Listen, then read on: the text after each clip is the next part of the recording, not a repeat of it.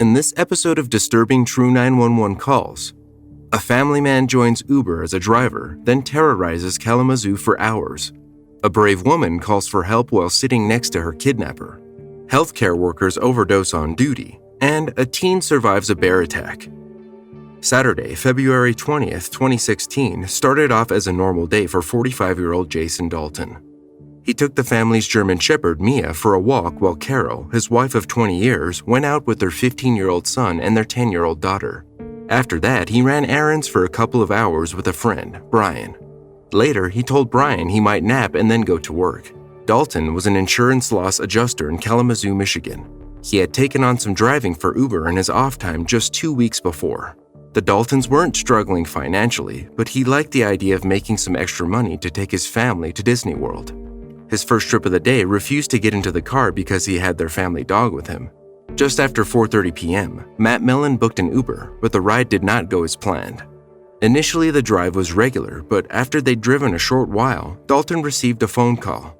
Although Mellon could hear the call, he wasn't really paying attention and wasn't even quite sure if the voice he heard was male or female, adult or child. Then, everything changed. He called 911 about his dangerous encounter with 45-year-old Jason Dalton. County emergency. Hi, I'd like to report a crazy driver. I just got an Uber to my friend's house, and on the way there, he was driving neurotic down West Main. He hit a car. He drove through the woods, and I finally just jumped out. Where's this at? Where are you at? I'm on Huron Street, off Nichols. Okay. I got his license plate number when I jumped out of the car. Where'd you jump out of the car at?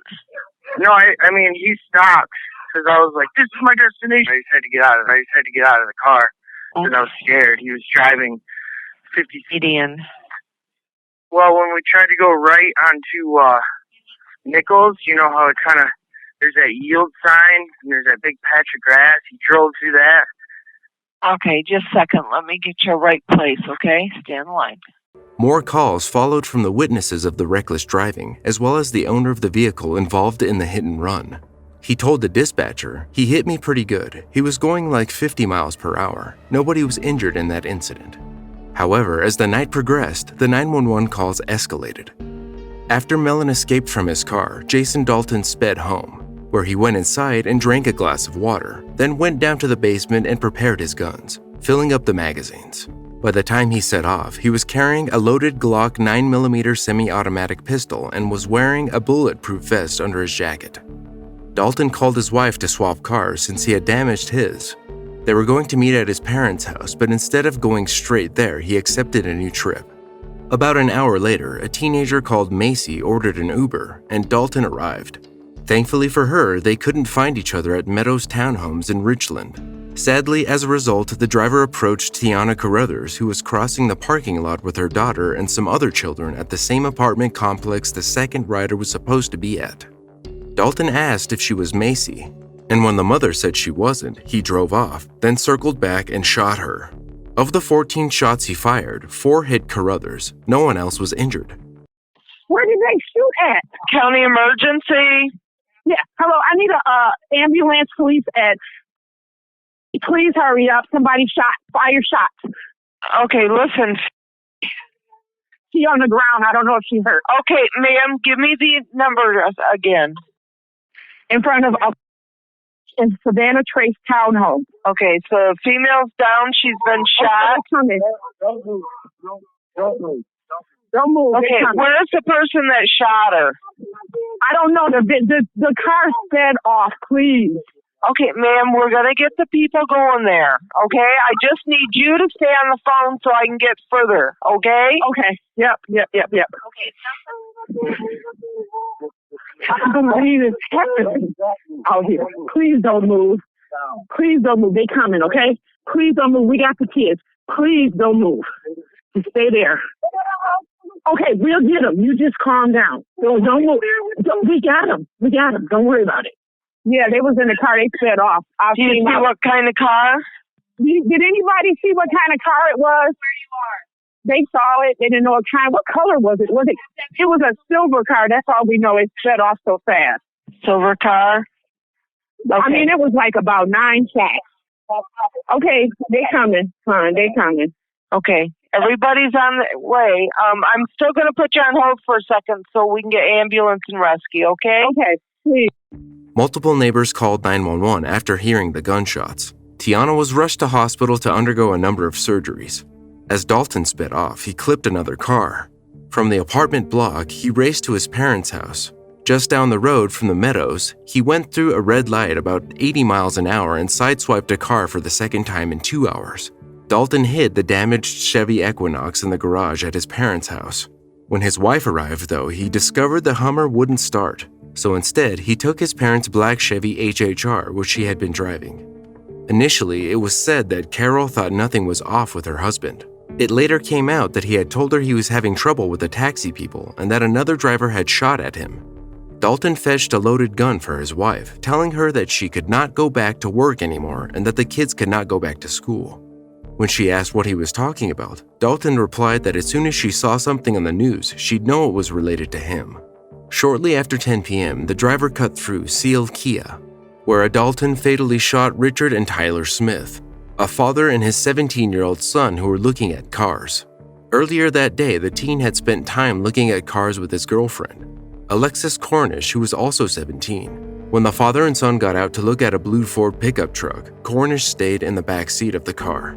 Dalton arrived at the lot, parked in front of the dealership offices, then approached the pair on foot, walking past the Range Rover without seeing Alexis. He was near the Smiths before they noticed him.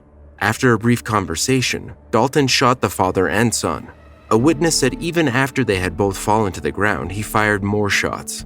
Alexis hid in the backseat of the Range Rover until the shooter was gone. She had left her phone at her boyfriend's house, so she had to retrieve his from his body. A nearby witness called 911 to report the shooting. Kalamazoo County 911. Hi, we just drove by the Kia. What road are we on? A 94 Business. And a guy just shot some people in the parking lot. Okay. Are you still near the scene? Yeah, we're at the Burger King, a couple of places down. There's a car sitting in the lot. I can't tell. That's some kind of SUV. Okay. All right. Did you hear shots fired? Is that? Yeah, that's what made us look. And there were two guys laying on the ground and one guy pointing a gun at them. All right. Hold on. You're actually within Kalamazoo City's jurisdiction. I'm going to transfer you over to them, okay? Okay, thank you. Yep, just stay on the line. 911, where's your emergency? Hi, we're on Business 94. We passed the Kia dealership, and we just passed with somebody shooting a gun at two people lying on the ground. Okay, okay. The Kia dealership where? It's on Business 94 in Kalamazoo. We are pulled into the Burger King, which is a couple businesses down. There's a Tuffy Auto Center. I'm sorry, we're not from the area. Okay, so you're on Stadium Drive? We're close to 131. Okay. I think it's Stadium Drive. Okay. Did you see who the person was that was shooting?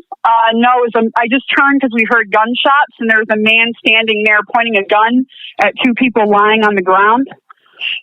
We could see the smoke from his gun and hear it as we drove by, and we just pulled in. I don't know, we're probably 150 yards from them. There's an SUV still sitting in the parking lot. Okay, what color is the SUV? It's gray. How many shots did you hear? How many shots? At least 4. Heard 4 shots? Yeah. Are they on the ground? All right, and you said the people are laying on the ground still? We can't see them. There's cars blocking our way, but the SUV that was parked there is still there. It's running with their brake lights on. The Kia is 4102 Stadium Drive. Okay, what is your name, ma'am? And what is your last name? And you're at the Burger King? Correct. Okay. Okay. I'm trying to get further. Okay. All right, ma'am. I'm going to go ahead and get an ambulance on the way. Is the person that's shooting still there? Did you see? I can't tell. I can't see anyone. There's I mean, if we moved farther in the parking lot, we might be able to see. Okay. Do you feel comfortable pulling up to see if the person is still there? No, because we don't know if the guy is still there. Okay. Okay. What kind of vehicle are you in? We are in a black truck. All right. Would you feel comfortable if our officer gave you a call on your telephone or made contact with you at the Burger King? No, that's fine. There's still people lying on the ground. Looks like at least 2. Okay. Okay. They're right underneath the Sealy Auto Group new and used sign in the parking lot. Okay. All right. Well, we have several officers on the way. Okay. Okay. Yeah, we're fine just sitting here until someone arrives. Okay. All right. There's definitely at least 2 people on the ground. Okay. I'm going to keep you on the phone until our officers arrive on location, okay, in case anything happens. Did you happen to see anything else that you can think of as far as a description of the male? I just know that he was white and had like a full head of hair, probably light colored gray or blonde. Other than that, I mean, we were driving by. Okay, one police officer is just pulling in. Other than that, we were driving by at like 50 miles an hour. The only reason I turned is because I heard the gunshots. Okay. Okay. All right. Well, I'm going to go ahead and disconnect with you right now. And what I'll do is I'll go ahead and have an officer get in contact with you via telephone. Or if you feel comfortable waiting there, that's fine. When we can wait. The cop car just pulled in, so he's in the parking lot right now. All right. Sounds good. Then go ahead and sit tight, and then we'll have an officer come over and make contact with you, okay? Okay, no problem. Dalton carried on across town down Interstate 94, where he pulled into a Cracker Barrel restaurant in Oshtemo and pulled the trigger again. The victims were 4 women over 60, Mary Lou Nye, Mary Jo Nye, Dorothy Brown, and Barbara Hawthorne, and 14-year-old Abigail Kopf. They had met up for dinner at the Cracker Barrel, then carpooled to see a performance of Chinese acrobatics on campus. The women had gone back to the Cracker Barrel parking lot purely so they could split back into 2 parties before heading home. Kalamazoo County 911.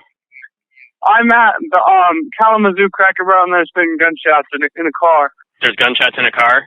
Yes. Okay, has anybody been hit? 2 cars have been shot up. There's 3 people in 1 car, and 1 guy is not moving. Do you have a vehicle? Where is the shots fired from? Dad, I got it.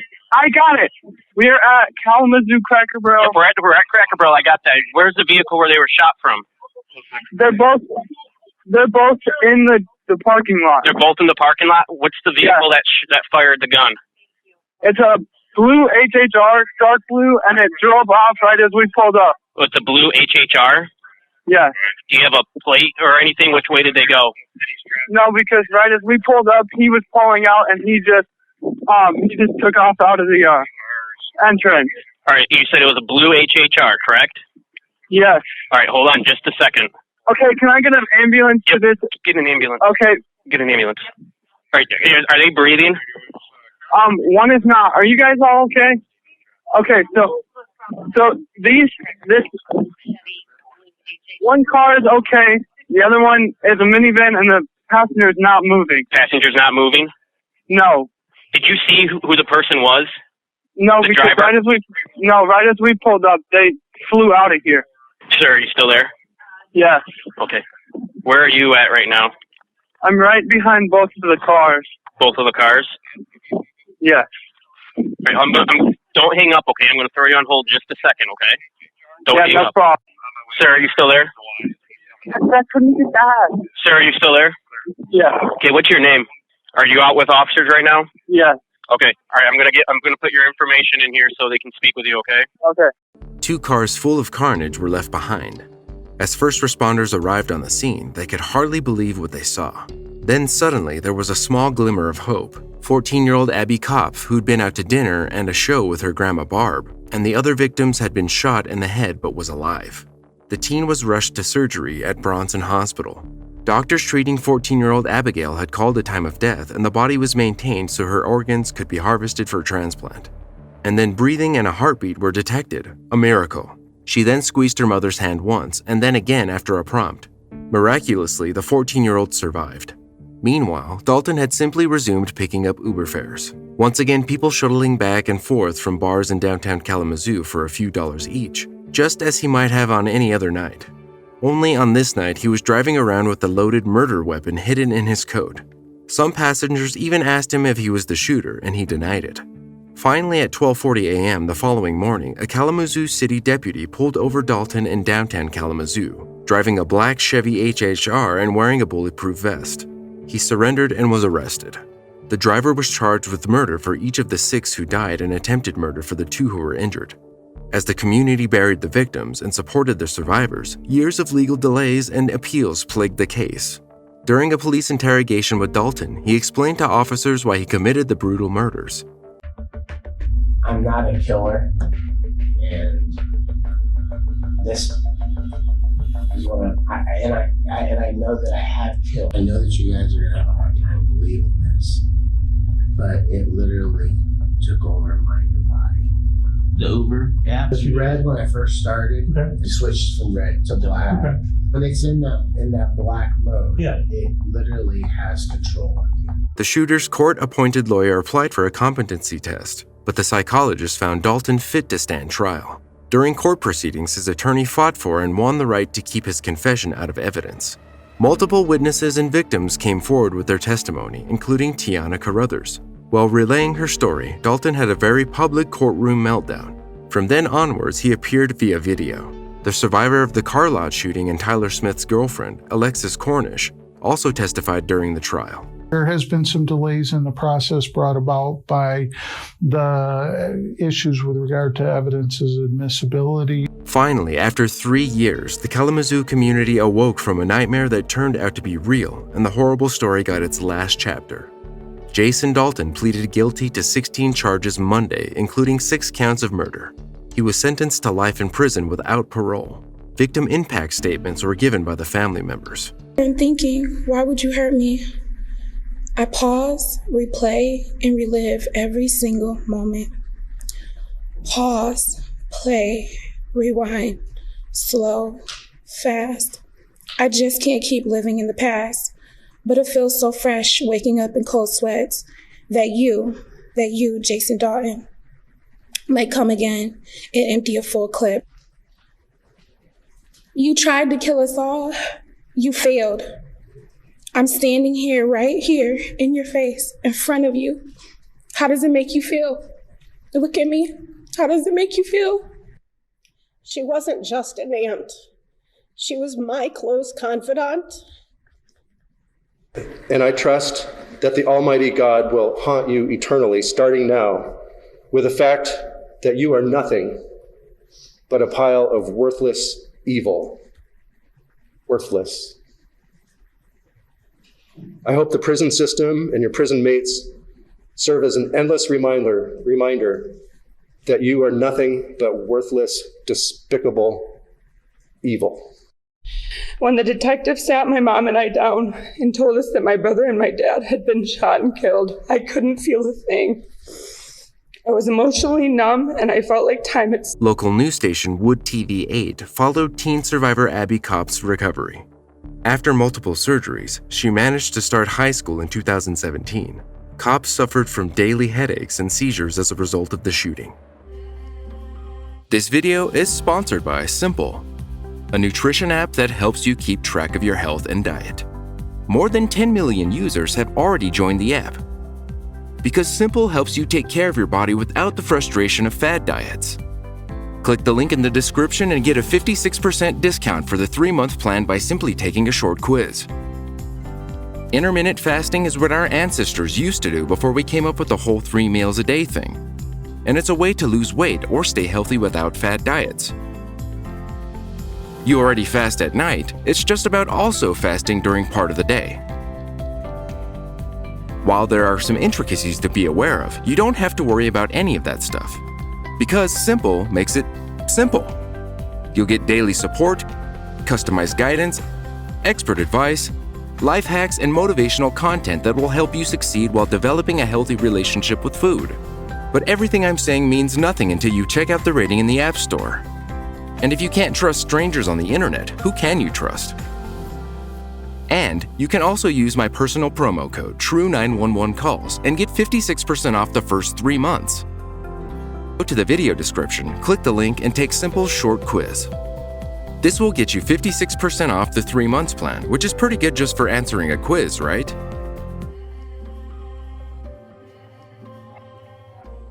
When Asiuh Lizcano left her house for breakfast, she had no idea that the man she was meeting with would turn on her. In January 2015, the brave woman called 911 when she was being kidnapped. Lizcano pretended the call was to a friend. Is there somebody there that doesn't allow you to talk or what? Mm-hmm. Yes. No, this place right here. What's the name of the place?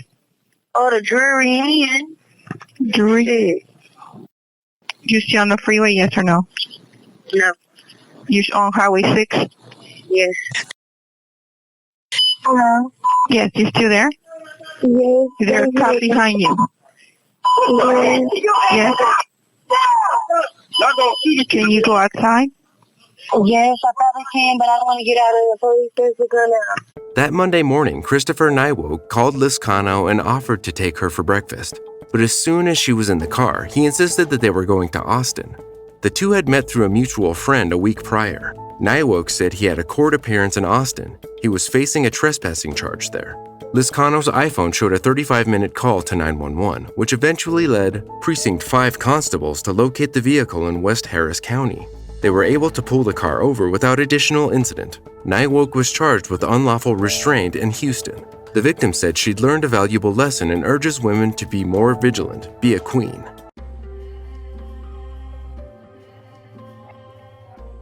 On September 22, 2021, a visiting nurse went to the Caroline Manor Assisted Living facility in East Haven, Connecticut, to check on a patient. She called 911 after finding 2 employees, the only ones on duty, overdosing.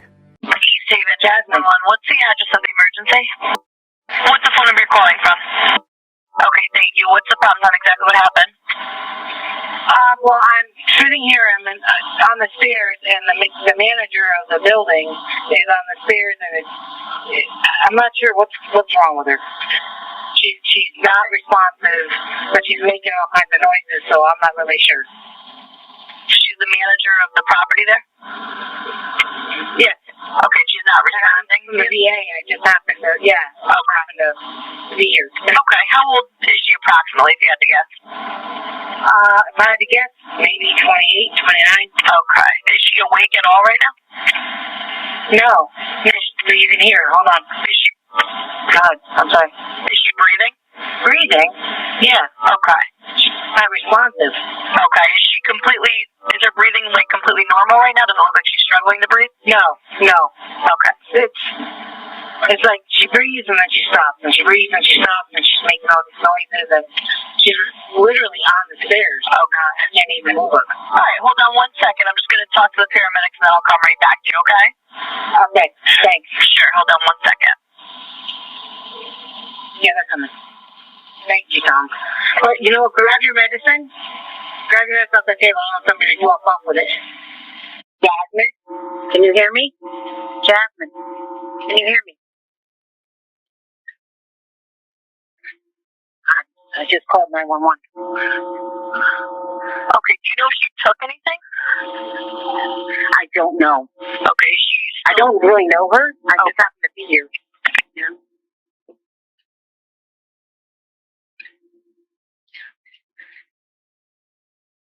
Okay. And when you say you're on the stairs, are you inside the building or outside? I'm inside the building, and near the front door, and she's sitting on the stairs. Not sitting. I can't describe. Kind of almost her knees are on one stair, and the top of her body's on the top of the stairs. Okay.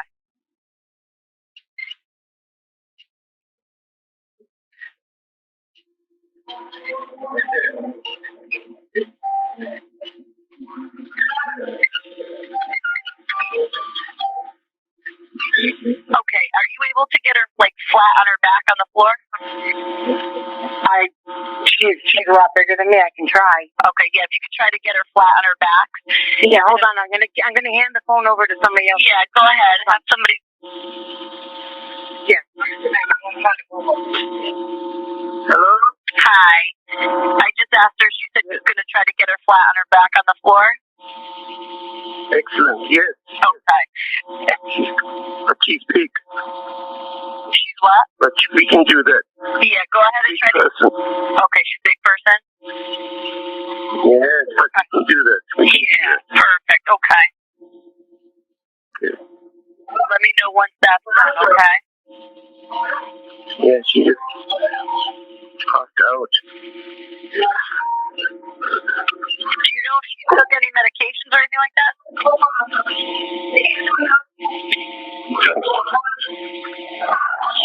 Just going to pull out. Hi. Did you get her flat on her back? Very big.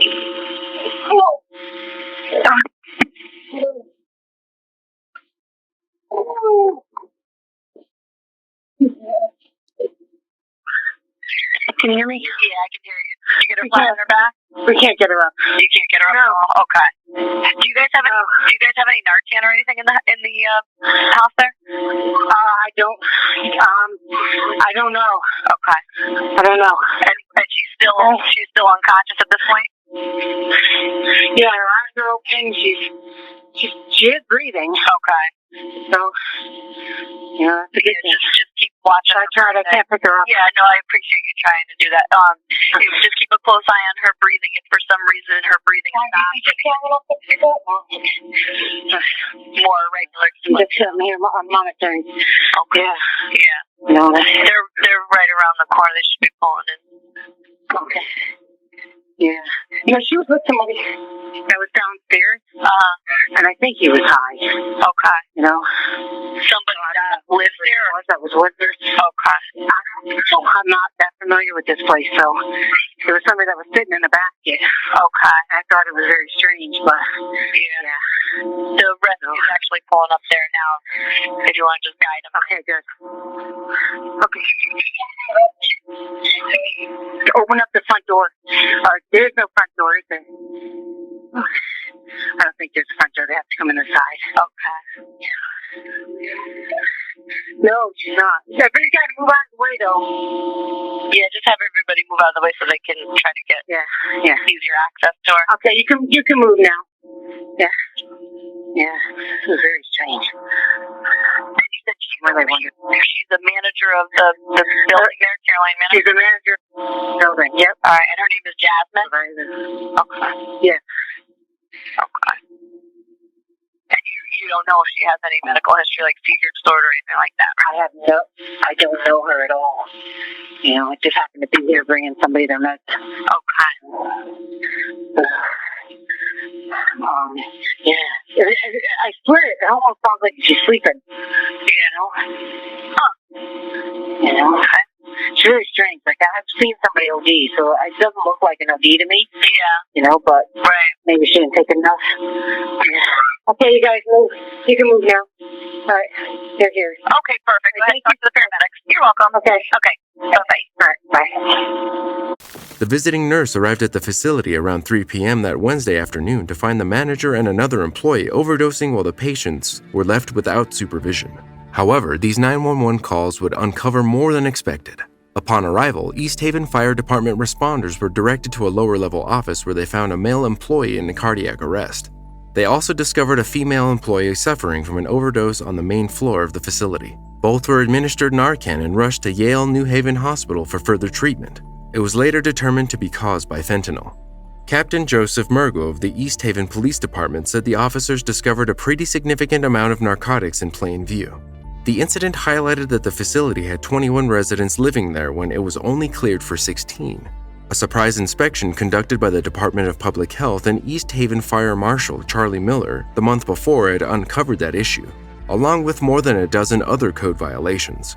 Although the facility had been given 30 days to correct it, there was no progress by the point of the overdose.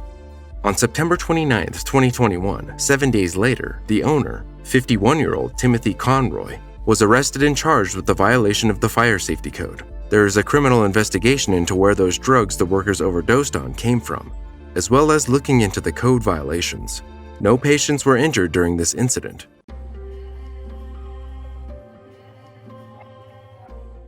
15-year-old Petra Davis was participating in a 24-hour bike marathon event in July 2008 when she was attacked by a bear. The event was outside Anchorage, Alaska. Another participant, Pete Basinger, stopped on the secluded trail, dialed 911 and gave directions, took medical advice, and comforted Davis for 23 minutes until paramedics arrived. Hello? Hi, this is Anchorage Police. I have a bear mauling. I'm out on the trail. I just reported it to somebody else who's going to be calling 911. I have a young girl here who is mauled by a bear and is in pretty bad shape, so we need paramedics. Okay, I'm going to transfer you through to the medics, or did you guys already talk to the medics? I have not talked to anybody yet. Okay, where are you guys? Okay, to access us, the easiest access would be to go to the Hilltop Ski area and go down what is called the Gas Line Trail to where it meets Campbell Creek. There's a trail. So you're closest to Hilltop? Hilltop Ski area, yes. Into the actual ski area. There's a trail. You can okay. drive all Hold on 1 second. Okay, now that I've got kind of where you are, I need to transfer you through to the medics, okay? Okay. Hold on. Thank you.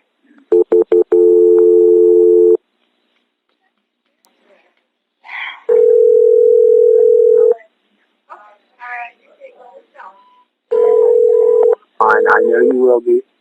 You just gotta wait. You said you haven't... Yeah, hello? Okay, hold on 1 second. Fire paramedics, what's the location of the emergency? Okay, you want the location of the emergency? Yes.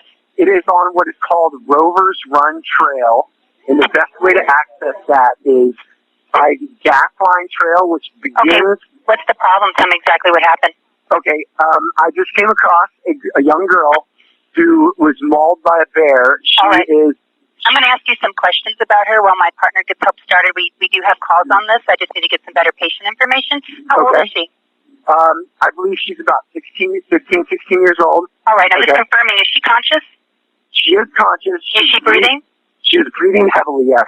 Just a couple more questions for her while my partner gets help started. Hold on 1 second. When did this happen? I would say within the last probably 15 to 20 minutes would probably be accurate. Is there any serious bleeding? Yeah, severe bleeding. All right. Are you with her right now? I am, and we're in close proximity to where it happened, which is... What kind of injuries does she have? It's hard to tell because it's dark enough, and I dropped my bike down the trail. I don't have a light. All right. Is there any animal? Is the attacker or is the animal still nearby? Not that I know of. I hope it's gone away, but you're doing good, Petra. You're doing awesome. You're just fine. Really fine. It's scary, but that's all it is, okay? All right. Does she have any serious bleeding? Yes, I would say Okay, what I want you to do is get a clean, dry cloth or towel, place it on the wound, press it down firmly, and do not lift it up to look. I don't know exactly where the wound is the problem. All right. Can you ask her where she thinks she's hurt? Yeah, bear. There went a bear. Is the bear there? Not that I know of, but there's a lot. I hear you. Do you know what kind of bear it was? I don't. No. Hey, Joe, you're doing so good. You're doing awesome. Just relax. Okay, you're still there? Okay. I want you to stay awake. Is she breathing regularly? Yeah, but I would say heavy breathing. She's very much conscious, but do you know where you? I'm sorry. Go ahead. Can you hear anybody out there? No.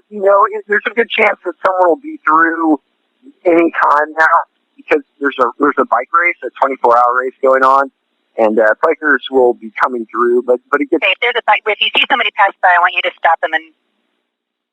I'll have them go up and flag. Yeah. The light is on my bike. If they look down, once they kind of make the turn into the trail, they'll kind of see... Hey, can you stop, please? Who is that? Okay, we have... she was attacked by a bear. We have the paramedics coming, but this is the issue. They're going to be coming into the South Bivouac Trailhead. Can you go up there and direct them down? I want you to yell and be as careful as you can because the bear's obviously still in the proximity. Just you got it. There's like 4 more coming. Okay. Just make a lot of noise. Paige, you're doing awesome. You're doing so good. Still there? Can you not? Okay, awesome. We're letting them know right now that you're sending somebody down. Yep, he's going to go right up to the South Bivouac Trailhead and he'll direct them down. It's a little bit of a hike down, but it's not that big of a deal. Okay. How's she doing? She seems to be doing extremely well. It's, She's still conscious. She can move a little bit. All right. Can you tell now where the bleeding's coming from? Okay, so you don't know where you got hurt, do you? Okay. No, it's crazy, but I just can't tell. It looks like she might have got rolled around in the dirt quite a bit by the bear. So. Okay. I don't know where it's coming for her. Here, Petra, hold my hand, okay? Just hold it right here. Okay. You're doing awesome. You're going to be fine if you just hang in there. A couple minutes, you'll be getting cleaned up and feeling way better. So tell me if you start to hurt more, something happens, okay? Yeah. Can you see? Are you looking ahead? Okay. Just keep relaxing. We don't want her to move around unless she's in danger. Okay. We don't splint any injuries. Yeah, I moved her. I moved us about 50 feet from where the attack was because I figured that was probably constituted a danger, but I don't know. Oh, don't move if you don't have to, please. I think someone's going to be here any minute now. Do we have any word on if they found the trailhead yet? They're on location. They're responding on location right now. They're looking for the trail. Okay, we've got another race coming. Hey, can you stop? Is that another biker? Yeah. Can you come here, please? Who is that? Okay, can you hang with me? Yeah. Okay. We have a bear attack. So maybe if you can just hang out here. I sent Will up to the south bivouac side. Okay, you're okay, Petra. You're okay. So help me flag people into here. That's our main concern. Hello? Well, see? Okay. It sounds like they might be coming. I'm not sure. Who do you see coming? Right here. Who's here? Okay. Are the paramedics coming? Yeah. Okay. Sounds like they're on their way. Who are you talking to? Oh, a couple other bikers just showed up. Okay, so we don't know where the bleeding's coming from. We're just going to hold her in place. Who did they talk to, though? Who are the two bikers talking to, though, that came up? Oh, are you paramedics? Okay. Is that the paramedics that are on location right now? Yeah, we have the EMT here right now. No, there's an Anchorage Fire Department EMT. Are you fire department? No. No. Oh, okay, so when they said they paramedics, they meant the paramedics. Is somebody there at the trailhead? Can they confirm that somebody's up at the trailhead to meet us? I can't confirm that. What we're concerned about is... Okay, hold on just a moment here. I'm sorry. The trail that you're on, this is what I need to know. The trail that you're on is not accessible by a vehicle. Is that correct or not? Yes, that is correct. They'll need a board. It's a foot trail only. Yes, that's correct. Okay, so they need to come down the south bivouac, go across the footbridge, and then take a right and go down the trail that parallels Campbell Creek. Yep, yeah. And that's called Rover Trail. Yes, it's called Run Rover Trail. Okay. And there's a gentleman that's up there to kind of flag him in. So. Okay. Well, I'm thinking that he already met them. They should be on their way in there shortly. Okay, good. We're gonna keep you on the phone till we get there. I'll stay on the phone. We do have an EMT on the scene, so and we've got a couple people here now. So how's she doing? She's doing great. She's her breathing slowed down a little bit, and it's just because she's calming down. Right. Do you still have a clean, dry cloth? Can you find out where the bleeding is from now? I mean, since she's calmed down a little bit, can you ask her where she thinks she got bit? I've asked her 3 times. She still doesn't know. We have an EMT, and he's starting to kind of take off some clothing and do searching. So. All right. Well, if they find anything, just let me know. Okay. It looks like it may just looking. It looks like a puncture wound to the face. And I think that may be where a lot of the blood is from. Okay. A little bit of left eye trauma. It looks like a puncture wound or a little trauma to the inner thigh, but it's not bleeding. It doesn't look like it hit an artery or anything. Okay. This is APD. Do you know what type of bear it is? Do I know what type? We still, it's dark, so I seriously doubt that she was able to identify what type of bear it was. Okay. You're doing so good. Just relax. You're in good hands. The medics have met somebody on top of the road, and they're on their way down. Okay, Pedro. The medics have met Will up at the top of the road. They're going to be down here.